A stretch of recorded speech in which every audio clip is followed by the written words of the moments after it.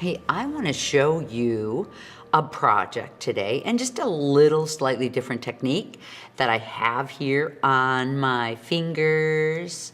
So if you've been noticing my work at all, you can see I'm starting to work tinier and tinier.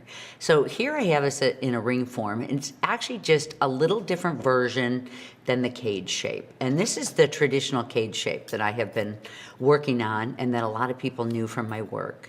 You know, it really is metal made really as a basket. This is a whole open form. And I consider these also hollow forms with a lot of negative space in there. This one here is built to just hold another component that I wanted to. So it could actually be, you know, something like this. Cage upon cage, right? The open form is freedom. So these pieces I build for freedom.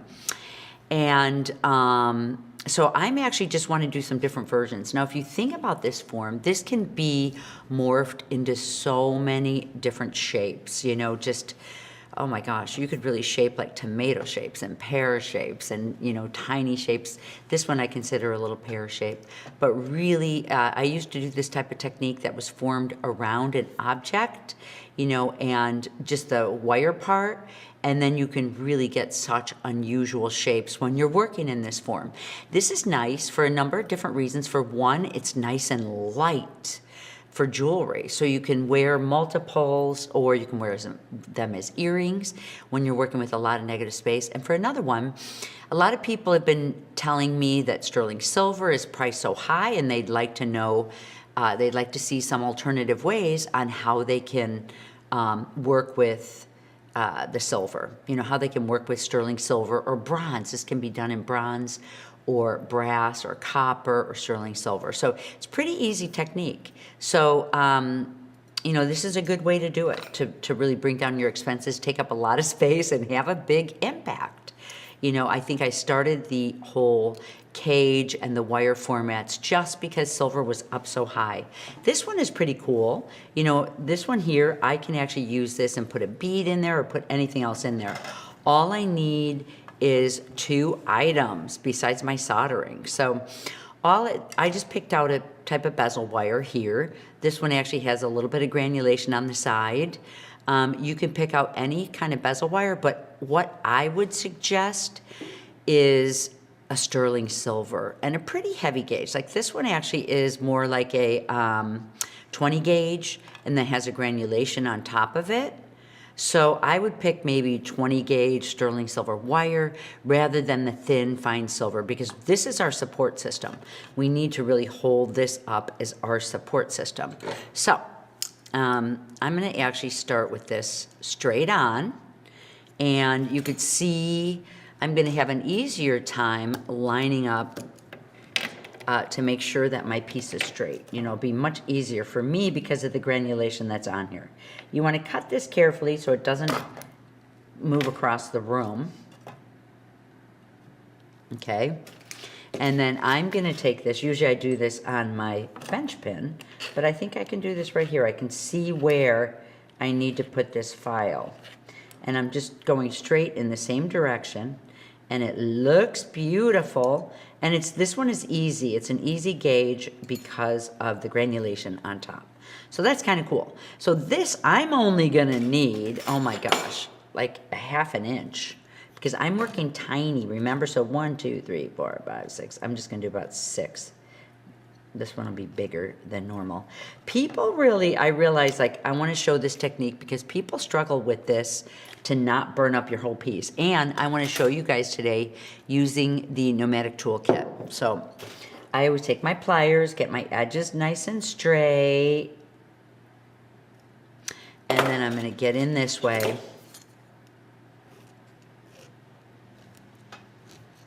Make sure it's nice on the edges. Okay, good. Actually, it would have been easier for me to roll it up a different way, but that's okay. So these are bigger needle nose pliers. I like these because I can get around all the way around here. So I'm just gonna start forming it around. And then I'm gonna move into my smaller pliers. and these pliers here. So I'm doing a little bit more difficult way, but I'll show you an easier way when I'm done. Okay, so here we go. Getting my curve in. Doesn't really matter as much how your piece is shaped, but see this tiny little beautiful shape I have? Then I'm gonna press it right in here to match it up. Once I get these nice and flat. These are with like my needle nose chain pliers. Okay. And I'm just gonna push this in nice and heavy. I know when I work small, it's harder to show you guys, but look what a beautiful join that is. I think you guys can see it from there. And I'm gonna put it right here. It's gonna be a small one. An easier way to do that, I'm gonna show you guys, is to just take your end, get my bigger pliers, just to take your end and really just curve it in a curve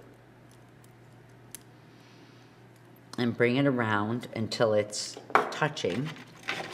And then you just want to mark it with your marker right exactly where your edge is. There's my marker right in between those two granulation, and then open it up. Maybe I'll do both of these at the same time. Wouldn't that be kind of fun? I just had students here this weekend and they were like, I need to work on 2 or 3 pieces at the same time. And if you're that way, just cut out a bunch of them. I certainly used to be a commercial bench jeweler where I was doing multiple pieces, and it was in my business to learn how to cut quicker, how to drill quicker. I would stack up whole stacks of shapes on top of each other and just put the drill straight through. So it was pretty cool when you're, you know, figuring out different things with your work. So everybody does things different, and this is the way I do things, so I'm glad I can show you guys. There we go. I don't have to mark it because I can see it, but it always, you know, for future, it's like always really good to mark where your soldering point is. Very, very good. Okay, I'm doing both of these at the same time so you guys can watch both of those. I usually put these on the side, and I have got with me 3 different kinds. This is my Flux. I've got 3 different formats, actually. One of them is right in here. This is where my paintbrush sits, and I dip my paintbrush in, so when I use Flux with my paintbrush, this is how I apply it. That one is not all the way together. And I have another form. This is one that a student just brought into me. I thought it was pretty cool. I used to have these containers when I used ice resin, but it is a tiniest little tip, and you just put a little dot on there and you can apply it that way. This is kind of nice when your piece is hot because you don't want to go in there and touch it with a paintbrush. It's going to burn it up. And then so many of us love this. I want to make sure I keep the lid on here. This is my Flux. So if I spritz, I'm covering the whole piece, which is sometimes nice so you don't get fire scale on the whole thing, right? Okay. Let me try to close this one a little tight. Close it too tight. Just work this a little bit more.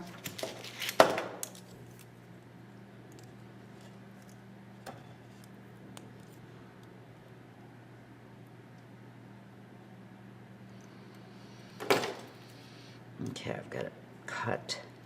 I've got it much, much closer. There we go. Okay. All right, I'm all set for my solder. This is the pick that I love. This is actually from Pepe Tools, but it's nice and flat. My hands never get burned up. And I'm going to actually start with a hard. So here's my hard solder. I've got it cut into pallets. And, you know, I want to say that I'm just going to put a couple of them out here. You can see how tiny the pallets are. They're tiny, and I'm going to spritz them. See, this is where you make your decisions. You want them to be tiny if you're, it's much easier to solder with a tiny. Okay, here we go. This is my butane torch. I've got a 20, remember I've got like a 20 gauge here, so I don't need it too light. But you want to really be careful. So I'm going to heat these up. I'm going to heat up my pick pick up a nice piece of solder, get my pick nice and hot, and then I'm going to come over here. Okay, I'm trying. There we go, exactly on the seam. Voila, I do mine from the outside, and then I'll hit it a little bit on the inside to make sure my solder went through. Voila.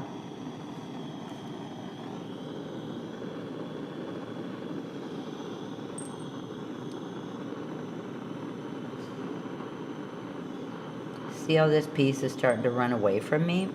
I'll tell you something in a minute about it. Get on the inside. Get a little bit on the inside here.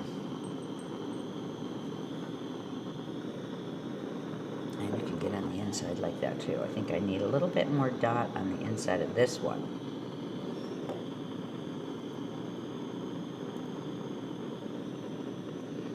When you're using the tiniest bit of solder,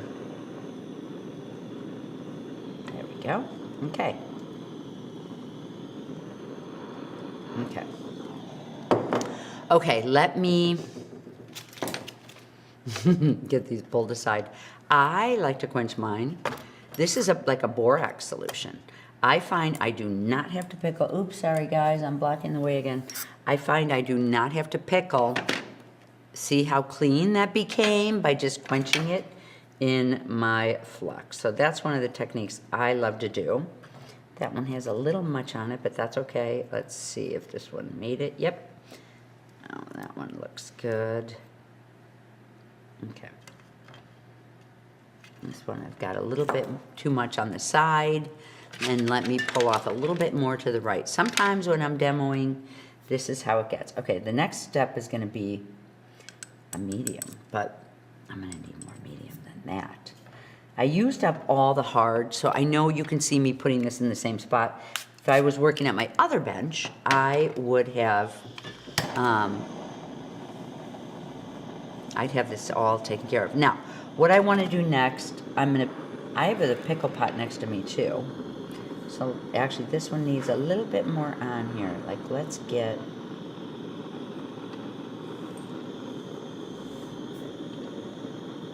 I think sometimes the hardest thing to do.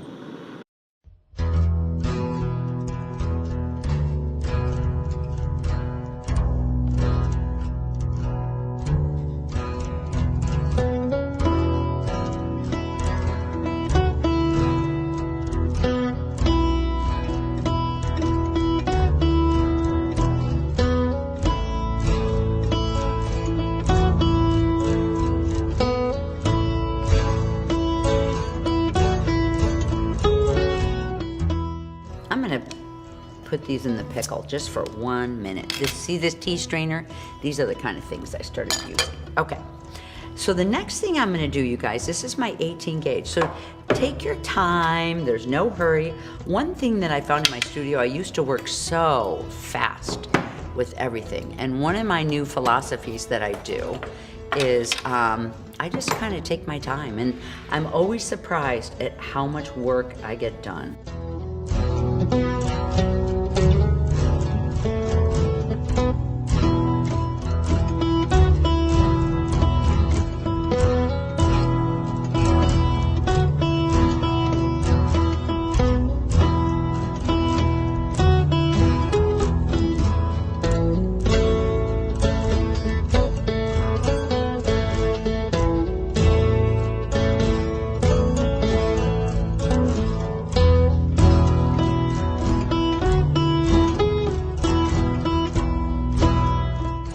So here we go, I'm right on the end, so maybe, look, I've got like a 1/4 of an inch right there, and I'm bending it right like this, okay?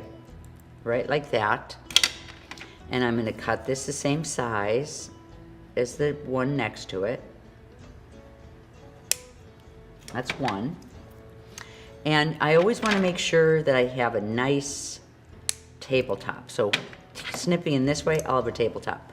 One needs to be a little bit longer than the next one because one will be sitting inside. And I'll show you what I'm talking about in just a minute. This one might be too big. Okay. Okay. When I get my one of these will be sitting inside, as you see this piece here. So I kind of want them to end in the same area. So let me get these prepared and then I'll pull out the pieces. This is just for one. Okay, so I'm gonna use a medium at this point because I still have a couple more pieces. I have a jump ring I wanna put onto the inside. Look at this, my table is still staying neat. Okay, this is my medium. So what I'm gonna do, I'm gonna get this on nice and mild. I already have flux on here. Get this nice and hot. I've got tiny pieces of medium solder. And look at how I'm just, whoop, did I drop it? Yeah, I did drop it. Okay, I'm just going right up to the edge.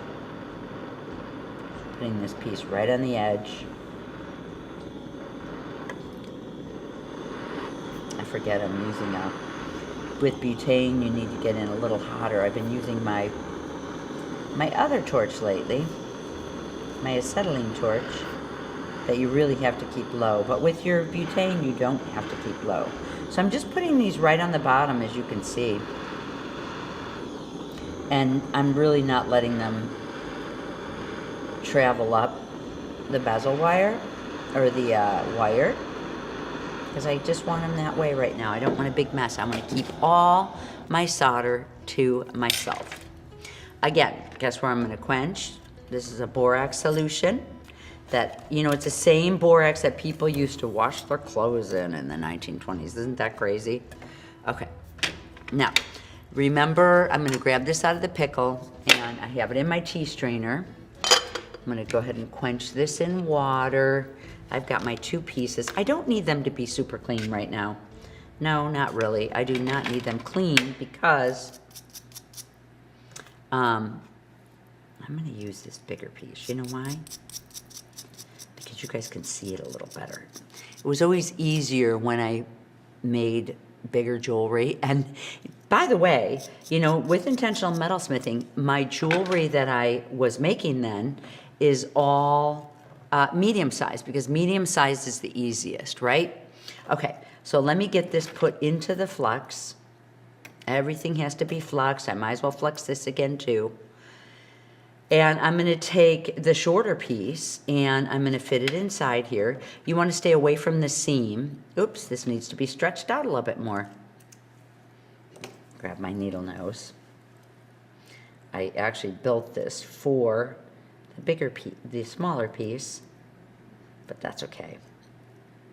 Okay. Okay, so now I'm just putting this inside of here, nice and tight, and this is the small cage. And again, you guys, however the length that you want to make is going to be good. Look at how tiny it's going to be. It'll be pretty cool. And this one too, I'm going to bring it a little wider.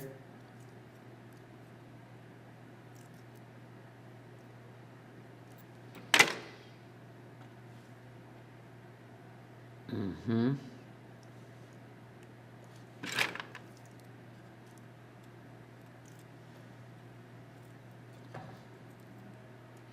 And I'm really just making a little cross mark right here, right there, because I'm going to hit a little dot of solder down at that part too.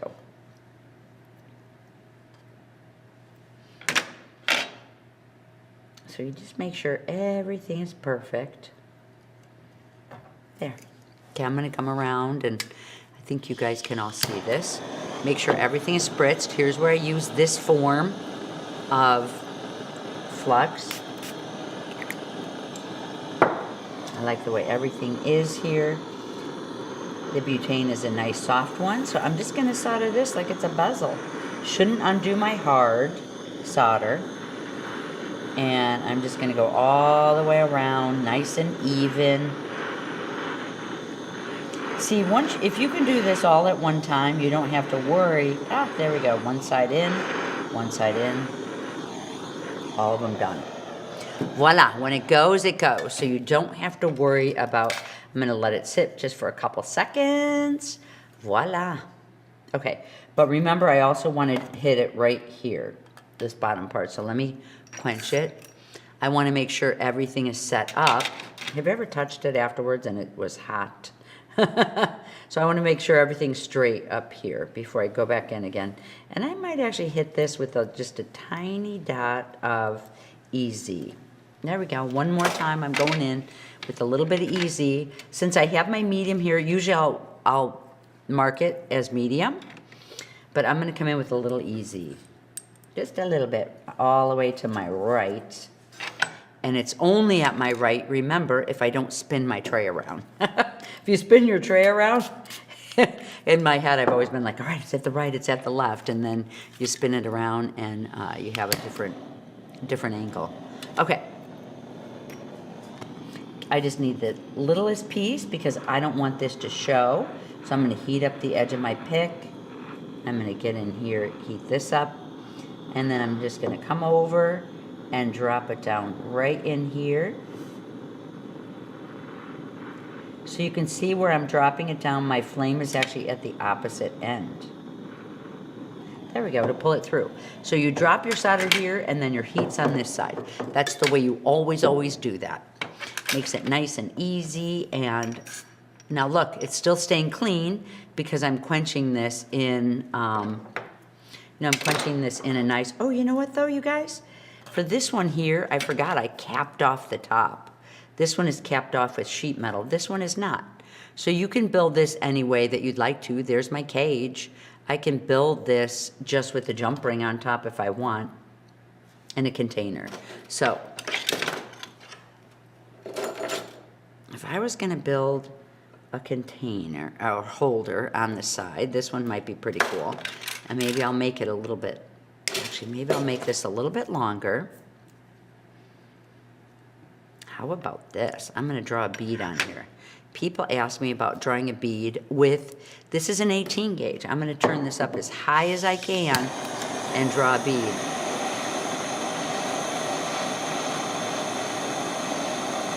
There we go. See how far away my flame is? Quench that.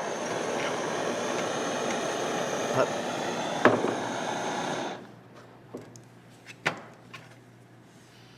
Oh, here, I dropped it. Oh, here, it's still in my hand. I'm like, what happened to it? Okay, there we go. And now I'm gonna quench the other side.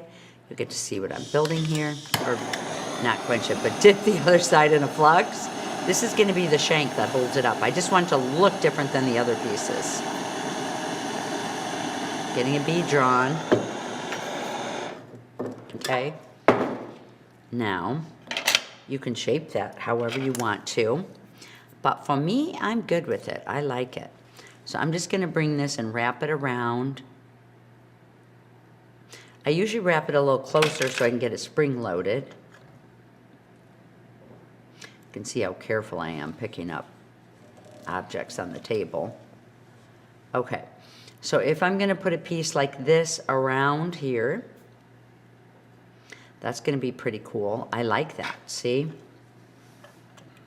As long as I don't have, there we go, and one side will actually be covering my, we'll just do it like that, so I'll have a piece that looks like this. You know, this one you can set like a bezel and do a top on here. I didn't do a top on mine. So anyway, the whole thing, it's all flux. Give it another spritz. More flux doesn't hurt it. The ends of these, granulation, the ends where I balled it up, those are actually full of flux. Okay, so I'm gonna actually just put in a little bit of easy. You can see how I'm moving down the road.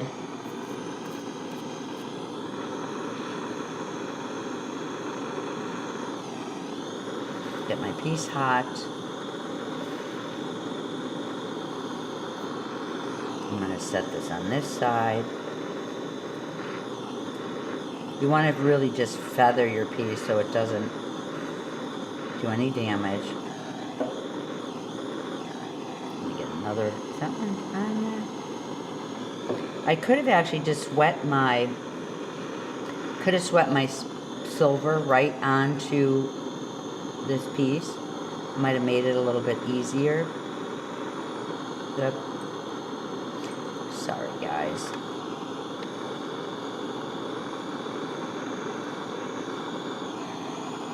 You know what I'm going to do? I'm going to sweat this right on top, guys. This is becoming too difficult. When it's too difficult like that, this is one of my favorite ways to do things. Okay. I'm just gonna put a little bit of easy right on the inside and then it'll be super easy. Watch this.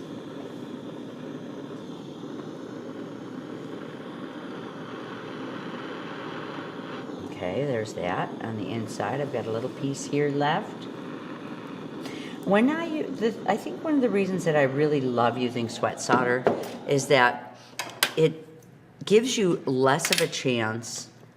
It's less of a chance that you're going to see it on your work because it's already centered where it's supposed to be. I always test.